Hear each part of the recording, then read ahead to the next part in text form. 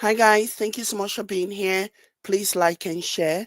So let's cover this trending story. Apparently, Simon Guobadia, the estranged husband of Porsha Williams from the Real Housewives of Atlanta, Simon Guobadia, has been detained, arrested by ICE and detained. And right now he's in the deportation camp, about to be deported. So yeah, can I just say right off the bat what I felt the very first time that I heard about the story? The first thing that crossed my mind was Porsha has something to do with this. Of course, I have no proof to any of this. This is just me theorizing, but that is the first thing that crossed my mind. As soon as I heard that Simon Guobadia had been picked up, Simon had been evading deportation since 90 with no date, okay? For decades, for 4 decades plus, he's been evading and he's been sailing by. So it's interesting how Trump presidency claiming to be tough on crime, and all of a sudden, I'm not even gonna lie. You guys know I will always be honest with you guys about my feelings. I was like, somebody had him reported. Somebody put the words out. Somebody called ICE on him, and I mean, if you really think about it, it will not be far fetched because Simon and Porsha have been going at it. They have been using all types of things, okay? All kinds of legal avenues and legal things to fight each other. So, and from depending on who you ask, depending on who's interpreting, some will tell you that Simon is winning, some will tell you that Porsha is winning. So, is it far fetched to assume that Porsche could have made a call to ICE in a bid to like get him off her back because they are currently contesting the prenuptial agreement that they both signed, with regards to the property, with regards to the home. I'm not saying that that's the case, but I'm just telling you that this is what my mind told me. The first time I heard this story, the first thing that my mind told me was that she called ICE or somebody did it on her behalf. And the post that she made afterwards, basically, in my opinion, convinced me of that opinion that I had. That, yeah, okay, yeah. She actually ended up deleting the post, but it was already out there and we're going to go over it in a minute.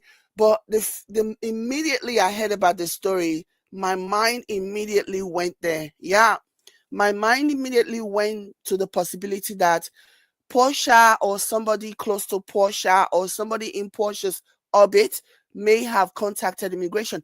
Like I said, if you think about it, Coke, the Coke company, the Coke that produced those ice drinks or whatever, Coca-Cola company, they were allegedly calling ICE on their own employers, on their own employee, Coke. They were calling ICE on their own undocumented employees that were there. So if Coke can do that, knowing what's at stake, okay, and that was why a few weeks ago there was this movement to boycott Coca-Cola because of what they were doing, literally allegedly calling ICE on their employee, and people didn't take to kindly. So if Coke can do that, what do you think? What do you think somebody who's having a very bitter, contested divorce playing out in public? So me, I'm sure that a lot of people are going to be walking on eggshells on this one. Nobody want to touch this, and nobody want to like even delve into the possibility that she could have had a hand in calling ICE. Because remember, Simon has been traveling back and forth. Okay, every time they'll say, "Oh, he's gonna get arrested today," and the next thing Simon is in Dubai. Oh, Simon is gonna get arrested today. He's gonna get deported, and the next thing Simon is back in America. Okay, and then the next thing, Simon is going to be deported, and Simon is filming himself leaving America and going to any of the other Caribbean countries. Okay? So, with Simon out of the way, doesn't this increase Portia's chances of taking full ownership of the property that she has wanted from day one. From day one, she's wanted the property, and they'll be going back and forth in court. And so, yeah, it's one thing to own a property. It's another thing to actually be able to take care of it. Because according to Simon, he's still paying, he's still taking care of, he's still paying insurance, everything on the property, but Porsha just lives there. So if it is true that she has something to do with it, it's like somebody cutting their nose to spite their face. Because ultimately, Porsha is still going to have to, you know, bear the brunt of the expense that comes with, maintaining such a huge mansion. Unless, of course, her intent was just to see Simon deported. Unless, of course, that's her intent.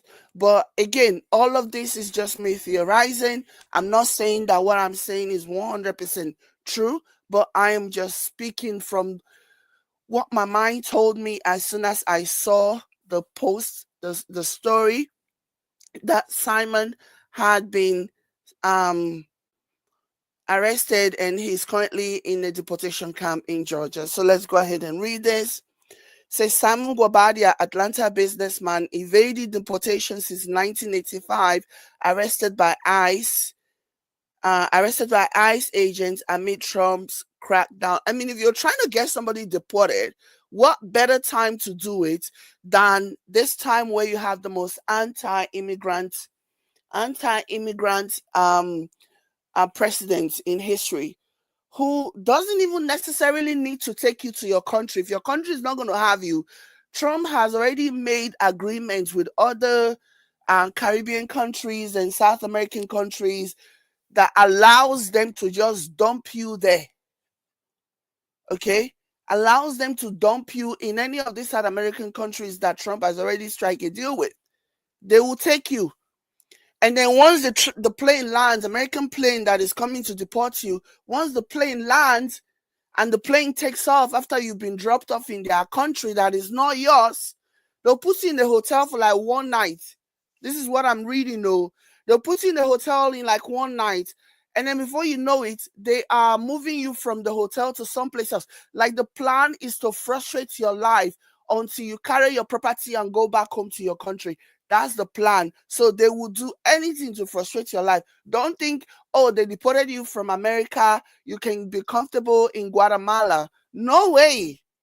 Guatemala has their own problem. Guatemalan government does not want you there either. Guatemalan government will be like, okay, let's make life difficult, so much so that this person will be begging, offering to buy their own ticket to leave the country. You know what I mean? So that's some of the practice that is currently going on in Trump's administration. Unethical and violating people's human rights, violating due process, but it is what it is. Nothing makes sense anymore. Nothing is legal anymore. Nothing is lawful in a Trump's presidency. So you take what you get and you don't throw a fit. You take what you get and you don't throw a fit. So that's the Trump's administration right now. So I'm not surprised that, they will take somebody who is trying really hard to like hurt the ex and make the ex pay. I will not be surprised if somebody will call, if she will have somebody call ICE on her behalf. Don't just mention my name, just give the name and his current location and tell them that he's there illegally. Provide enough information for them to take this seriously, for them to think that this is going to be what their while, because they are trying to send a propaganda message. Okay, the administration, they're trying to send propaganda message. That's why you see them posting videos of the ICE agents maltreating the people who are getting deported, mocking them, shaming them, and warning them to never come back, to never return to America. Those videos are out there. Those are propaganda videos, and they want those videos out there because they're the ones that are posting those videos. They are intentionally hiding the identity of the ICE officers, the ICE agents who are engaged in this behavior, but yet posting those videos on social media so that they can go viral and they can scare people, while also energizing the MAGA base into believing that, oh, Trump promised he was going to deal with immigration. He's making good on that promise to deal with immigration. So in the administration's mind, they are killing multiple birds with one stone. They are showing to the base that they are fulfilling all of the promises that they made.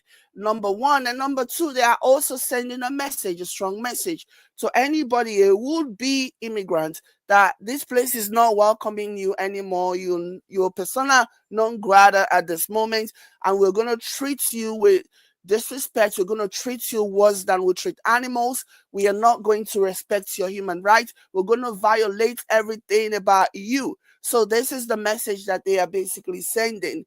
And so what better way to even send that message across than to make an example of somebody like Simon Guobadia, who is obviously famous for being married to Porsha Williams, and they are currently battling, divorce and prenuptial agreements and splitting assets and all this other nonsense. So this message, they are very sure, is going to go viral, and it is going to serve in their propaganda game. So that's the reason why Simon is there.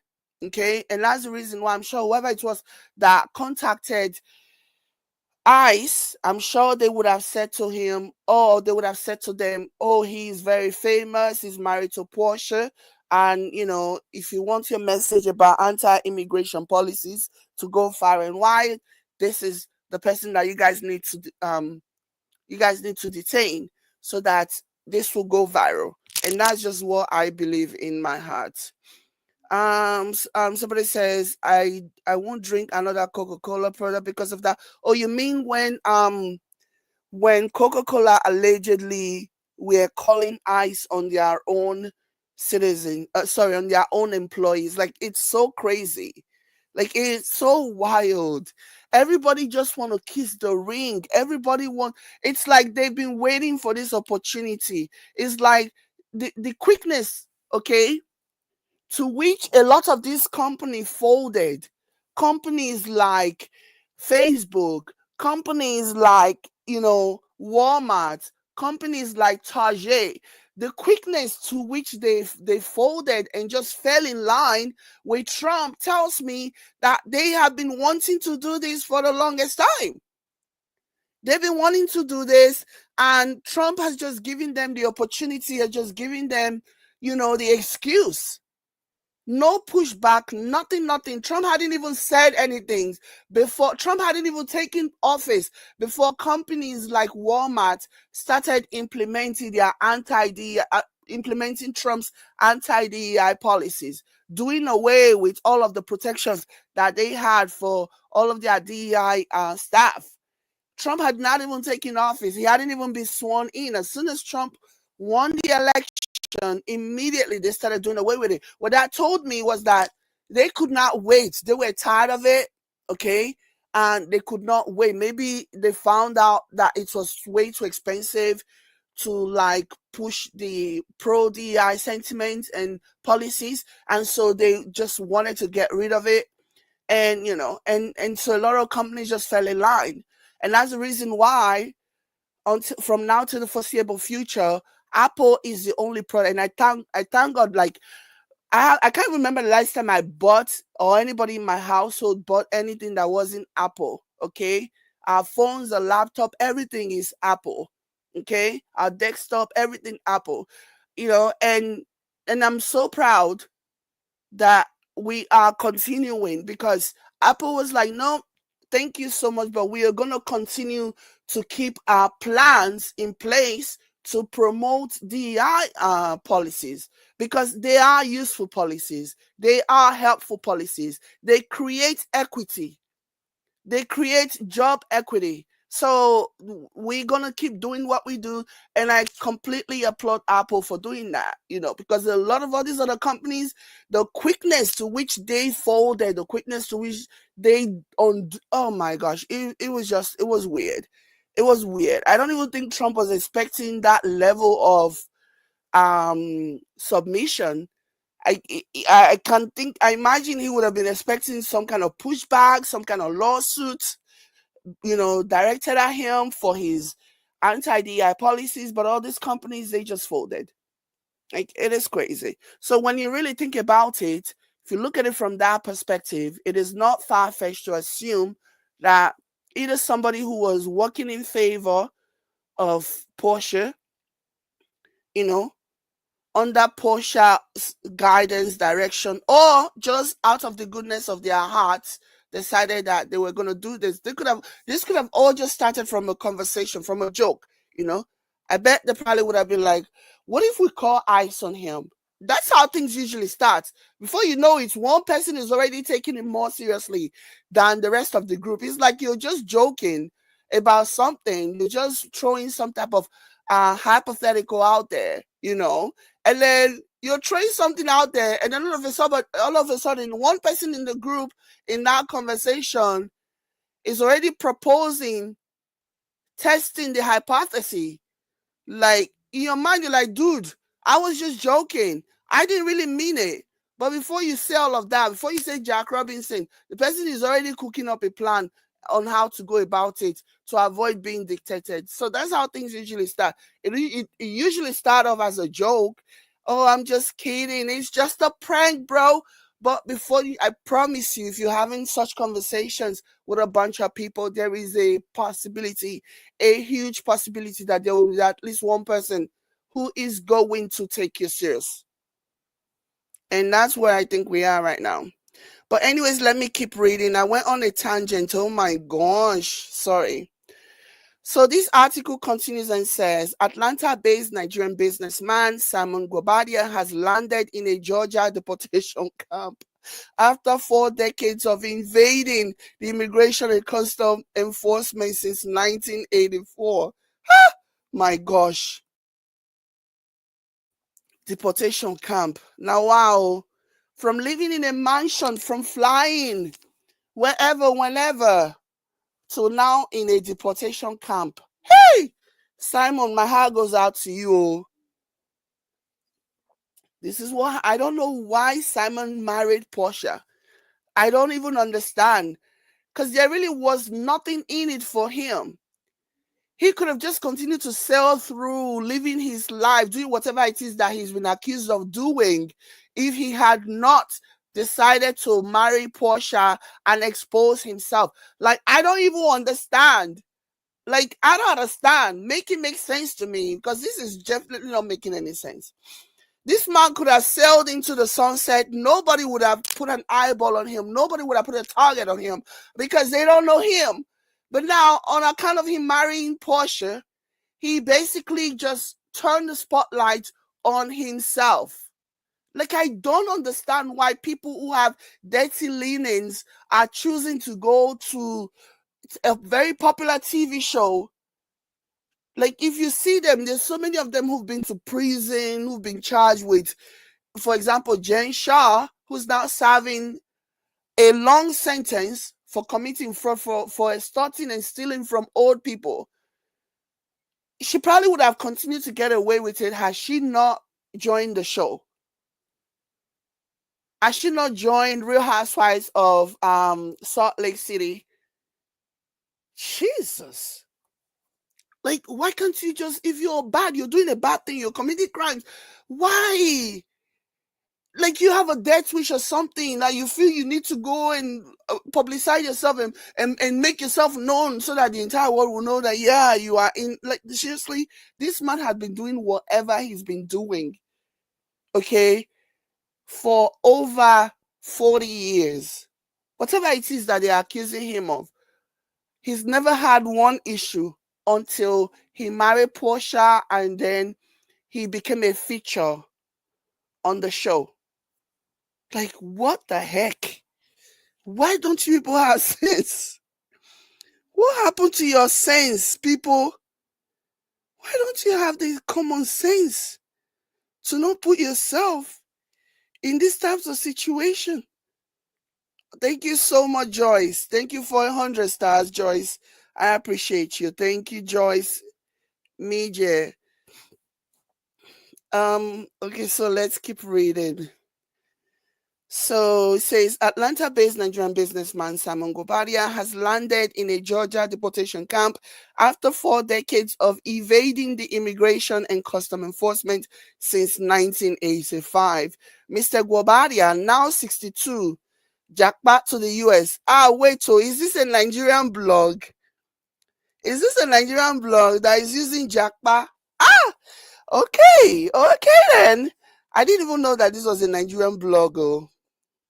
I didn't realize. Yeah, it was. I'm seeing all these posts about NSAS and anti-corruption and all this other stuff. But anyways, continuing, the article says Mr. Guobadia, now 62, jacked back to the US in 1982 and has a long history of multiple run-ins with the US immigration dating back to the 1980s.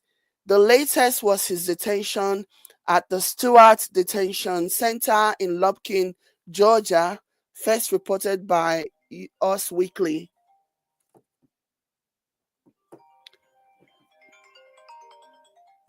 By Us Weekly. Hold on.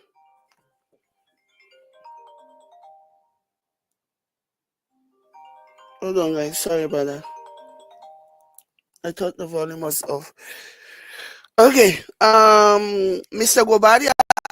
Okay. The Nigerian businessman was being prepared for deportation. Okay, hold on. Mr. Guobadia, now 62, jacked back to the US in 1982 and has a long history of multiple run-ins with the US immigration dating back to the 1980s.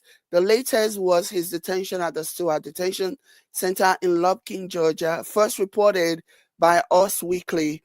Nigerian businessman was being prepared for deportation following an executive order by President Donald Trump to expel illegal immigrants.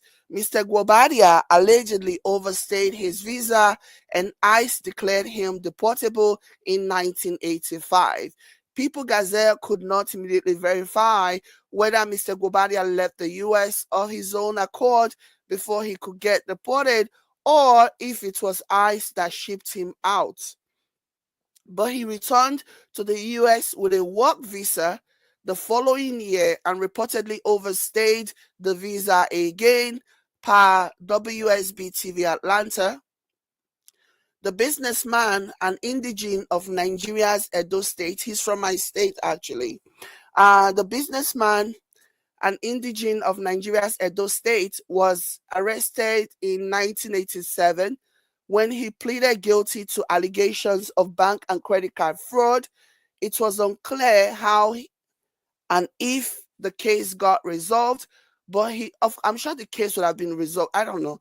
Simon says he has green card, and that's why he's actively trying to get the U.S. citizenship. Simon says he has a green card, and that's the reason why. In fact, prior to a few days before the announcement of Porsha and Simon's separation was published on social media, he had just been rejected again. His citizenship application had just been rejected again, and basically prior to that happening. So and the way these things work, you don't apply for citizenship when you only have like a work authorization. Okay, you only apply for citizenship when you have a green card and you've had a green card for a long time, depending on how you got the green card, and by that I mean depending on whether you were married or you had like a work visa that automatically translated, so but you don't get a citizenship from nothing. Everything has its own time. It has its sequence from one step to the next to the next. So after your green card, after living in America for a long time, the next step is to basically have a citizenship. So a few days before they announced their separation, he had just gone before the immigration for his citizenship hearing or something, and he was rejected. So there has to be a green card. Thank you so much, Joyce. Oh my gosh. Thank you, Joyce, for another 200 stars. Thank you. I appreciate you. You know. So he had to have had a green card or something, otherwise you can't just go and apply for citizenship without a green card, you know. And we know he's had the time he's been in America for a long time, so there is that. The businessman, an indigenous of Nigeria, said those State was arrested in 1987 when he pleaded guilty to allegations of bank and credit card fraud. It was unclear how and if the case got resolved, but he was nabbed 2 more times by the U.S. security agencies. And that's another thing that can actually affect your green card, okay? The U.S. government don't just reject your citizenship just like that, okay? People who have a history of committing crimes tend to have a very hard time becoming American citizens. It's not just America, all over the industrialized nation. If you have a history of committing crime before you actually become a US citizen, then it's very hard. It's very, very hard for you to become a US citizen.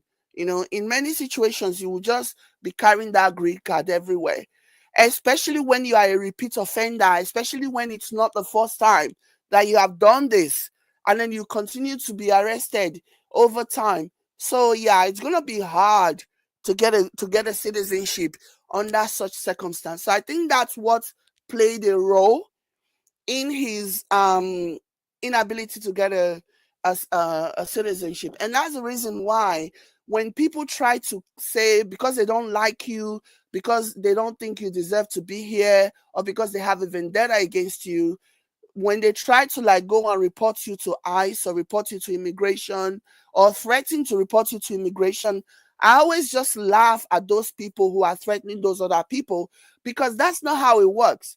You cannot be threatening somebody who's a tax-paying member of the society, contributing member of the society, when if we need to dig into your life, there is a huge possibility that you don't even pay your tax, that you are leeching off the government. You that is leeching off the government, you're threatening to report somebody to immigration who is paying taxes that they used to feed you. So it doesn't work that way. Everything, once your hands are clean, when you've not done anything, you've not committed any crimes, and you've just been a law-abiding citizen, anybody that wants to threaten you that they're going to report you to ICE and report you to this, let them go ahead and do it. They will just be wasting their time, because ultimately, what they're saying doesn't matter. Your record is what is going to speak for itself. As soon as when they report you, and the immigration services, the ICE people, whatever, they take a look at your history and they see that you haven't done anything, you've not committed any crime, okay? They won't just, even if you've committed one crime, you can actually have mercy upon one crime. They might just turn a blind eye to that, because everybody deserves some grace.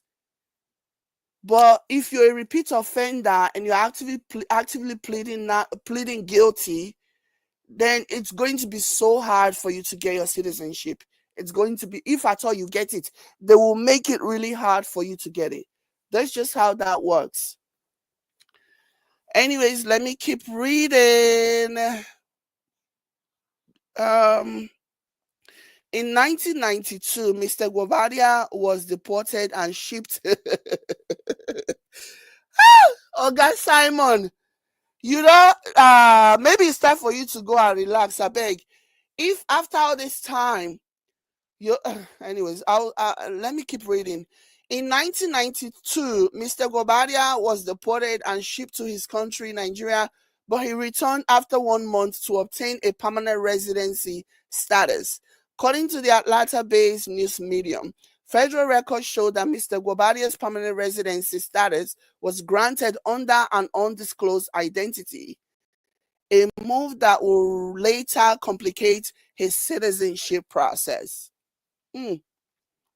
His 2016 application for naturalization was denied on the grounds that his PR status under another identity was unlawfully granted.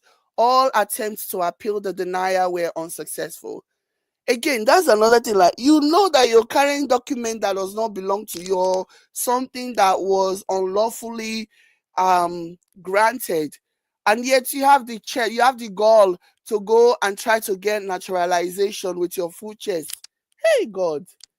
Now wow, I like it's cray cray. It's cray cray. So continuing, in November 2022, Mr. Guobadia married Real Housewives of Atlanta Porsha Williams in an extravagant ceremony in two countries, both Nigeria and US. The marriage hit the rocks in February 2024, and the relationship between the two deteriorated to several call-outs on social media. It was unclear how Mr. Guobadia's 15,000 square foot mansion in Sandy Spring, Georgia, would be handled should the US go ahead with his deportation. Shebi Porsha don't inherit house, be that. Now if you say Porsha go don't inherit house. So yeah, like it's crazy. And then Porsha, the reason why I said that Porsha was gloating, let me go ahead and tell you guys the reason why I said Porsha was gloating. So this is what Porsha posted after the news about Simon Guobadia's detention. So this was what Porsha posted. Porsha said, "It's disheartening to see my estranged husband make choices that have led to this outcome. At this moment, my priority is moving forward with my family." So that was what she said. Auntie Porsha, we know it's not today. Your priority, you've moved on a long time ago. Stop acting as if you were a ride or die. You guys have publicly come out on social media, fighting each other on social media over properties and over what is it called? The prenup agreement. So yeah, you're not trying to convince anybody that you feel away. You don't like this man anymore. You don't care. You are, even in my opinion, if you don't have a hand, or anybody close to you don't have a hand in what's happening here to him, there is a possibility that you're very happy, because this right here, deporting Simon, definitely onboarding some of your burdens. Okay, deporting Simon onboarding some of your burdens when it comes to this marriage. Simon cannot come from Nigeria, especially if he's being deported, can't just chest the river and come and start fighting you over the things that he's been fighting you for. Just recently, Simon posted something. Let me even see if I can find what Simon posted. Recently, when the show started airing this season, let me see.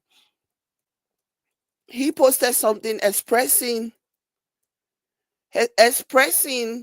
his frustration at the fact that mhm, expressing his frustration at the fact that Porsha is still supposedly filming, allowing, filming at his residence when he had already told them. So this is what he posted. Let me go ahead and share my screen.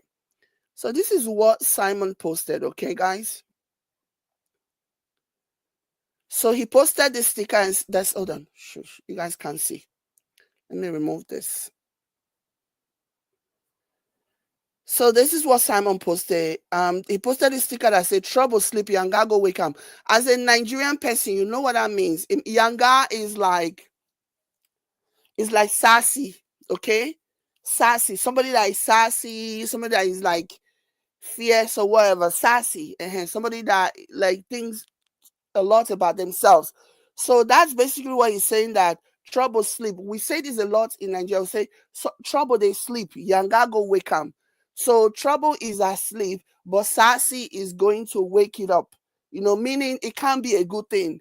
You know, if you're minding your own business and sassy is coming to disturb your life and bother you and all this other stuff, right? So this is what he posted alongside this long epistle, and this was written on the 19th of February, is when Simon posted. It says the phrase trouble sleepy and gago wake is a Nigerian pidgin English is a Nigerian pidgin English expression that roughly translates to when trouble is resting, unnecessary provocation wakes it up.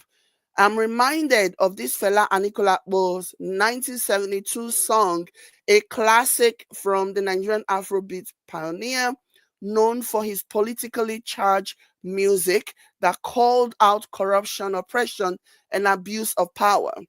I see it as a metaphor for my own journey over the past year with my family impacted, one that must now be resolved through legal means. One court case won, two more to go. I feel the wind of God and his angels on my back, wishing everyone a great Wednesday. So he was basically celebrating a legal win just a few days ago. Today is the 23rd. On the 19th, he was celebrating a legal win. And then how is it that he was celebrating a legal win over something that he says he has won, and then not long after that, he's getting picked up by ICE? So what that tells me, again, don't come and sue me, Porsha. I don't have money for your kind of hunger, for your kind of thirst, okay? But what I would say, this whole situation is just really coming across as though Porsha had something to do with Simon getting picked up by ICE. That's just my opinion. I have no evidence and no proof, but it is just my opinion. Okay? Because he's only a few days ago, he's out there celebrating a win, and then only for him to be picked up by ICE. Like this, if this man had never known Porsha, his life would be different today. That's just what I believe. So here's another thing that he's supposed to say. I love spreading joy to those around me and keeping the good vibes flowing. Unless something sets me off, I'm a blend of smile and sass, all wrapped up in one person. Wishing you a fantastic Tuesday is what he posted. And then he posted another one on the 16th. Visited the Sheikh Zayed Grand Mosque in Abu Dhabi today. This was on the 16th. So does that mean that he was picked up on his way? Could it be that he was picked up on his way from Abu Dhabi, from Dubai? Because this was posted on the 16th. Unless, of course, he's just lying, because people lie too. People claim to be somewhere when in reality they are someplace else. Okay? So here's what he posted on the 14th of February. Okay? So he says, do I need to be clearer than this? I know folks with average IQ get my point. So he posted this and he said, if you're watching Real Housewives of Atlanta and reading blogs this season along with millions of others, please don't ask me to stay silent. Expecting that from me would be disingenuous. I wouldn't even give that advice to my worst enemy.